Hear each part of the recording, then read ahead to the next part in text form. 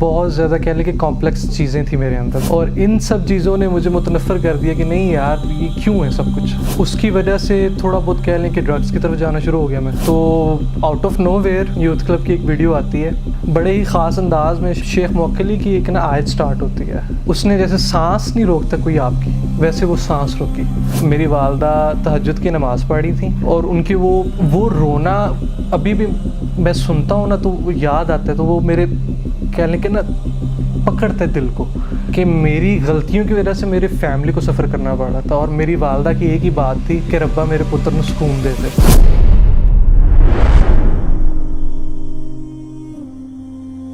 Change basically बहुत ज़्यादा कह लें कि कॉम्प्लेक्स चीज़ें थी मेरे अंदर। मतलब कि मैं जिस फैमिली के अंदर पैदा हुआ वो एक फ़िरका वारियत बहुत ज़्यादा थी उनके अंदर।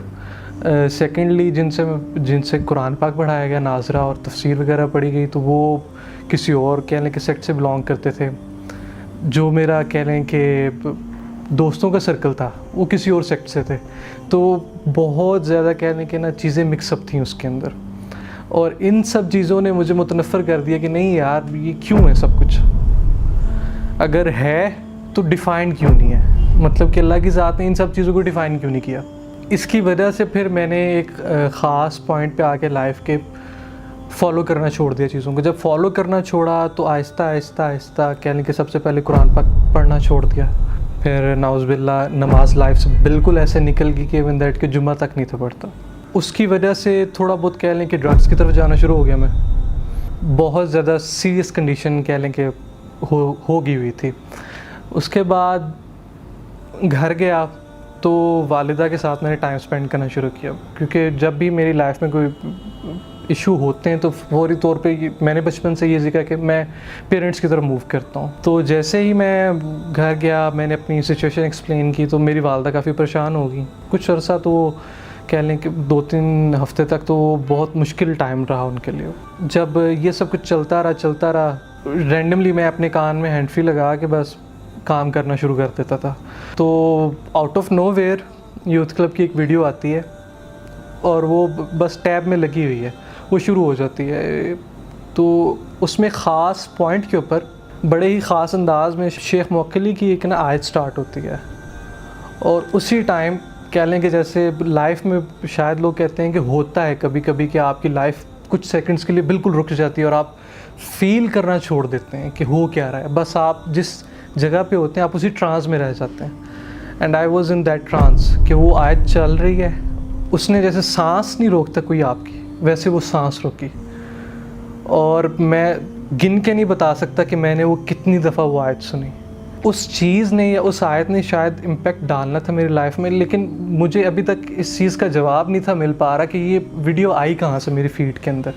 तो जब थोड़ा सा मैं उस चीज़ से बाहर आना शुरू हुआ, जब मैंने थोड़ा सा इस्लामिक पॉइंट ऑफ व्यू की तरफ, यानी बंदा कहता है कि यार जिधर से इंसान आया होता है उसकी तरफ बंदा मूव करे तो बहुत सारे मामला हल हो जाते हैं। तो मैंने वापस आहिस्ता उन सराउंडिंग्स में जाके बैठना शुरू किया जिनमें नमाज की बात होती थी।